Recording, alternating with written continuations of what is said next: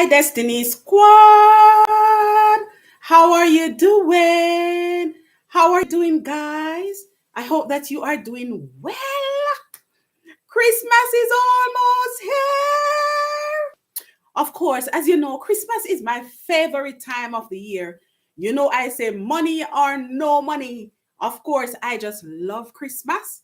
And so I could not resist the temptation to actually do a little Christmas singing for you. Of course, you know, whether I can sing or I can't sing, I am going to be like one of those persons. I don't know. I don't know if you remember growing up, you'll have that little person who wants to sing, you know, somebody who can't sing, but they try to sing. And they say, listen to the words, but don't listen to the voice. Now, that is what I am going to do. So hear it. Me, me, me, me, me, me, me, me, me. Here we go. Mary had a baby, yes, Lord. Mary had a baby, yes, my Lord. Mary had a baby, yes, Lord. The people came to worship him in Bethlehem. She called him Jesus, yes, Lord. She called him Jesus, yes, my Lord. She called him Jesus, yes, Lord. The people came to worship him in Bethlehem. Where was he born? Yes, Lord. Where was he born? Yes, my Lord. Where was he born? Yes, Lord. The key people came to worship him in Bethlehem. Born in a stable, yes, Lord. Born in a stable, yes, my Lord. Born in a stable, yes, Lord. The people came to worship him in Bethlehem. Where did she lay him? Yes, Lord. Where did she lay him? Yes, my Lord. Where did she lay him? Yes, Lord. The people came to worship him in Bethlehem. Laid him in a manger, yes, Lord. Laid him in a manger, yes, my Lord. Laid him in a manger, yes, Lord. The people came to worship him in Bethlehem. Who came to visit? Yes, Lord. Who came to visit? Yes, my Lord. Who came to visit? Yes, Lord. The people came to visit him in Bethlehem. Kings and shepherds, yes, Lord. Kings and shepherds, yes, Lord. Kings and shepherds, yes, Lord. The people came to visit him in Bethlehem. The people came to visit him in Bethlehem.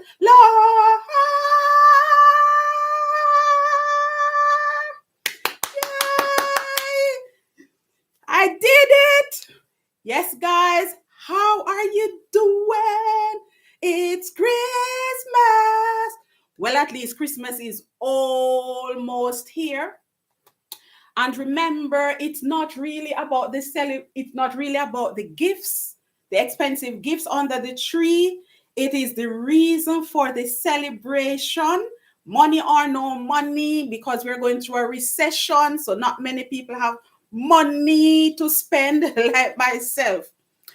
Okay, so we know why we are here. It is another topic. Let's talk about it. And today we are going to talk about, the government initiative. And it comes in the form of a question. And it says, do you agree with the government's initiative where, maths and English is now compulsory, right?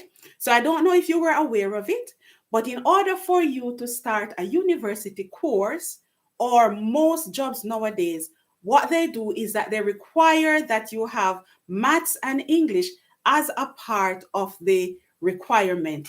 But do you agree with, that part of it? So, I am not sure if you were aware of it, but the government has actually invested some money into primary, secondary, and even further education sectors where, it's to encourage both students and adults as well to get qualified in maths and English. Um, so you can have GCSE, maths and English, or it can be functional skills up to level 2. Previously, the government had actually started the initiative where people who actually don't speak English, called ESOL, right? ESOL, that kind of qualification, where the government invested money for people to actually go into either training centers, further education, colleges, and actually learn the language. And of course, these courses are free of charge, which tells you that the government really, really wants everybody to get on board. So I said ESOL, and also there is IT. So the government wants as many people as possible to become IT literate as well. When you look into it, actually everything is going online. So we are going to look at it to see whether, this is something good or whether the government is just meddling into our affairs. And of course, as usual, I'm going to do a little research. So I'm going to actually tell you what I have discovered in terms of the British population. So here we go. Britain is a multicultural region, and according to a census, the government census in the year ending June 2021, the non-UK born population was estimated to be 9.6 million, and the non-British population was estimated at 6 million. So if you look into it, there are quite, Britain, we have so many people from different parts of the world who have come to settle in Britain. And of course, some people are coming from places where English is not the first language. But as you know, and as I know as well, the official language of Britain is actually English. So even though you have people speaking, their language in their homes, in public, when conversing with, for example, your doctor, conversing with, the different public sector, you are expected to do it in English. So do I think that this is a good initiative? For me, I think that it is a good initiative. It's a good initiative, not because I was a part of it, where up to 2021, August of 2021, my job role was to travel around to the different hospitals and care homes in London, delivering functional skills to adults. And it's functional skills to healthcare professionals. And at this point, I'm just going to take a few minutes to, applaud the NHS workers because, they are doing a fantastic job.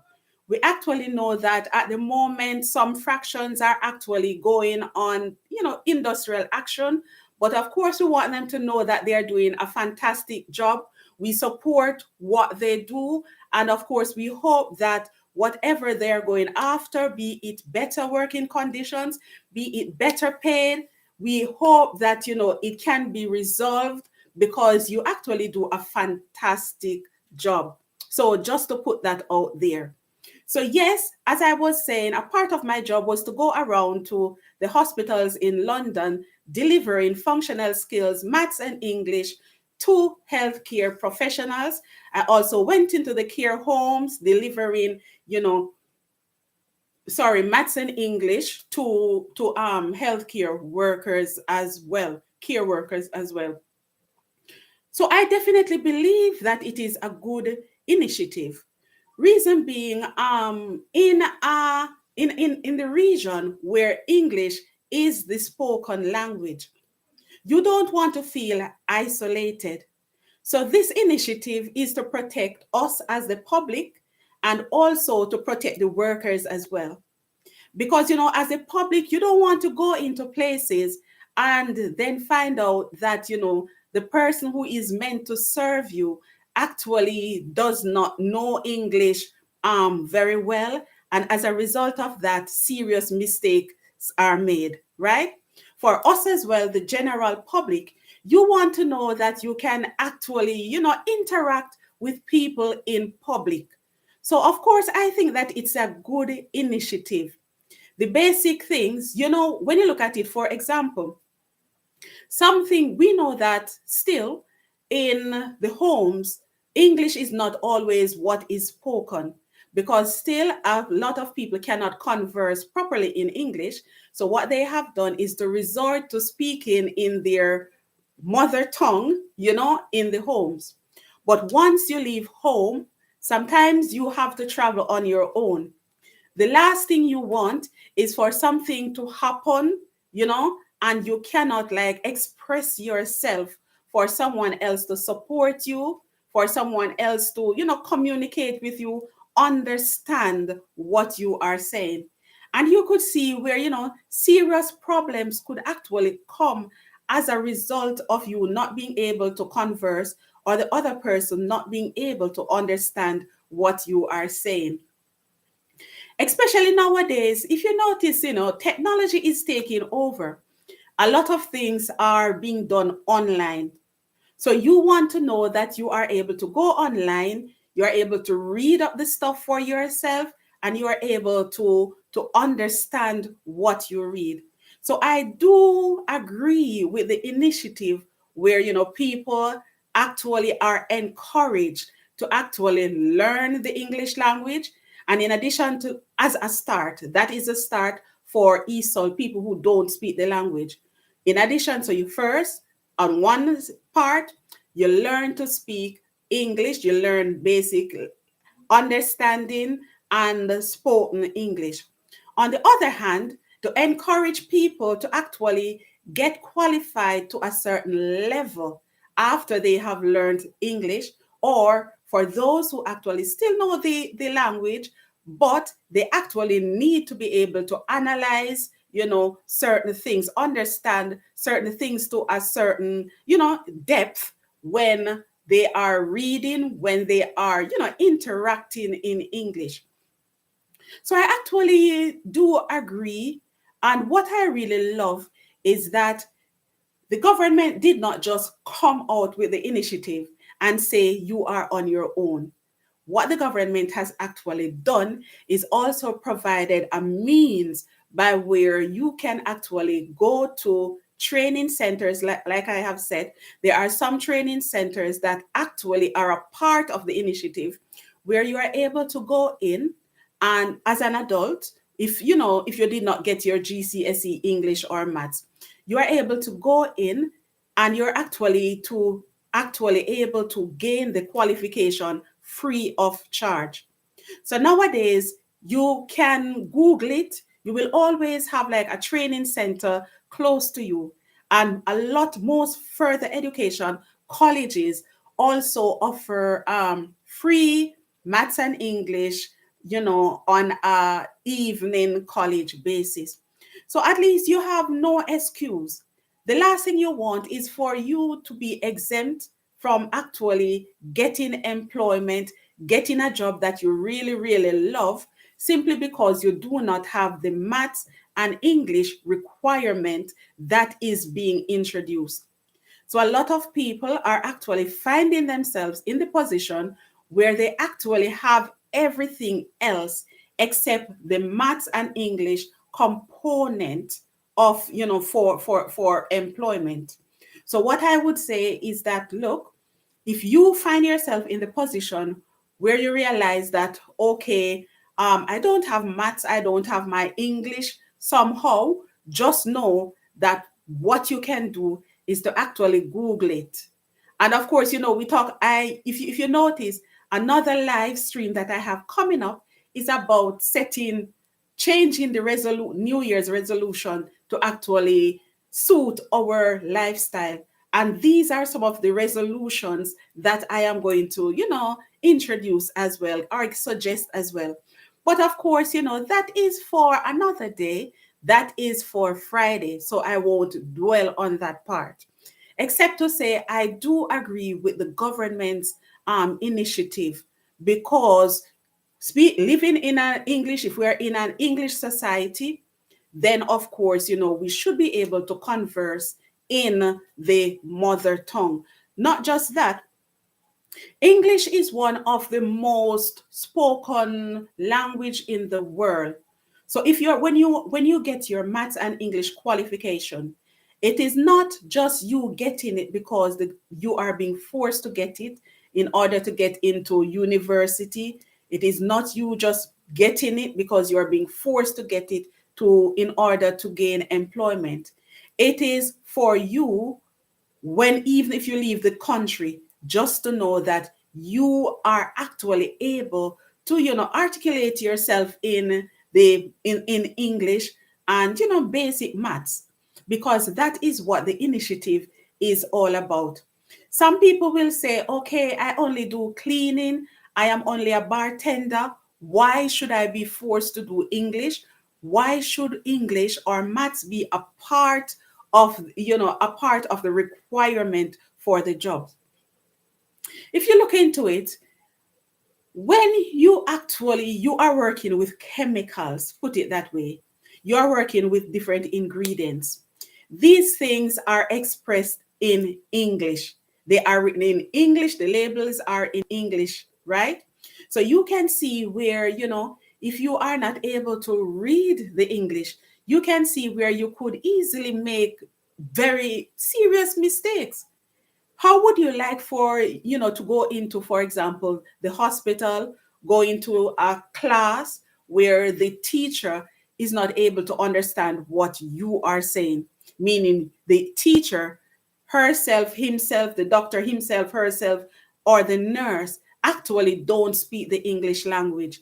Can you see the potential for serious mistakes, serious accidents, right? Where you could be saying something and they interpret it another way. So that is why, it is very important that all of us get on board. And just to say, I totally, totally support that initiative. And I hope that, gradually, because I know that some people were not in agreement with it, but I hope that gradually you will be able to see that, it actually makes sense that all of us bring ourselves up to that level where we are able to, converse properly in public, because it's very important for us to be able to interact. It's very important for us to, actually understand what each other is saying. There is no harm in it. I can see more good than harm. I understand that some people will say, I have never been able to grasp maths. I have never used what I have learned in maths. But if you look into it, when you are working with your money, you have to understand that that is maths. When you go into, for example, I like to shop, right? So when I go into the retail store and I see 25% discount, when I see 75% discount, when I see 50% discount, I want to feel confident that actually the reduction price was calculated properly. Because how do you know that the reduction price was calculated properly? All you are seeing is 25% discount. How do you know what you are paying, that the amount that you are paying is correct? If you don't know this basic maths, then you could see where, simple mistakes could be made, because you realize that, everybody makes mistake. We all make mistakes. So the person who is putting on the tag could make a mistake. And if you don't know how to do the calculation, you are just going to pay more money than is necessary. So that is one way. Just know that the money that we all love to spend and everything like that, that is maths, right? When you're driving, that is maths. Talking about the distance, that is maths. So you actually use maths more often than you think. So going back to it, where people say, oh, I don't use maths, I do it in school and I've never used it. Actually, you use it without even knowing, right? Because you just take it for granted. If something goes wrong and you need to write a letter, right? That is English. So you actually are learning, you're actually using it without even knowing. When you are writing your email, how do you know how to construct it? How do you know to formulate like the sentences, right? If you don't get on board, if you don't know the English properly, how are you going to write, for example, a business letter? How are you going to write formal letters to, a letter of complaint? So you're going to a business place, you felt that you were done wrong. How are you going to express yourself? So, of course, the maths and English that some people think that they are being forced to do, just know that there is more good than harm that by doing it. And of course, it's never too late. Like I have said, money have been invested, more money pumped into primary schools, secondary schools for the children, right? So that they can actually bring their maths and English up to a certain standard. If you as an adult don't have it, just know that a lot of further education colleges actually have evening classes where you can go, and it is free. The classes are free for maths and English. In addition to that, you have training centers where you can actually, do the maths and English for free. So you don't have an excuse. If you're working during the day, just remember that a further education college close to you is offering that as an evening class. If you are working in the night, just remember that you have like training centers where you can actually go in and learn about it. So yes, this is my take. I hope you will come on board, and I hope that more people will see that it makes sense. The initiative that the government has started has actually made sense, and that we should all get on board, right? I hope that you are enjoying the Christmas season. Some people are on holidays, like myself as a teacher. So tomorrow I have a bit more time. So tomorrow I'm going to go live at some point during the day. I'm not going to set any time. What I'm going to do is to go live while I'm actually, making my sorrel for the Christmas season. Yes, man. I actually went to Brixton. I don't live close to Brixton, but I actually went to Brixton and I pick up my little stuff. So I'm going to make my sorrel tomorrow, while I'm going to talk some more about, the NHS, the fantastic work that they are doing, and why we should actually, show appreciation for the hard work that they are doing. Okay, so that is all I have to say for this evening, tonight, morning, wherever you are watching this stream from, or when you are watching this video. Thank you in advance for viewing it. Thank you in advance for liking it. Thank you in advance for subscribing to my channel. So until then, I'm going to say peace, everybody, and take care of yourselves. Bye.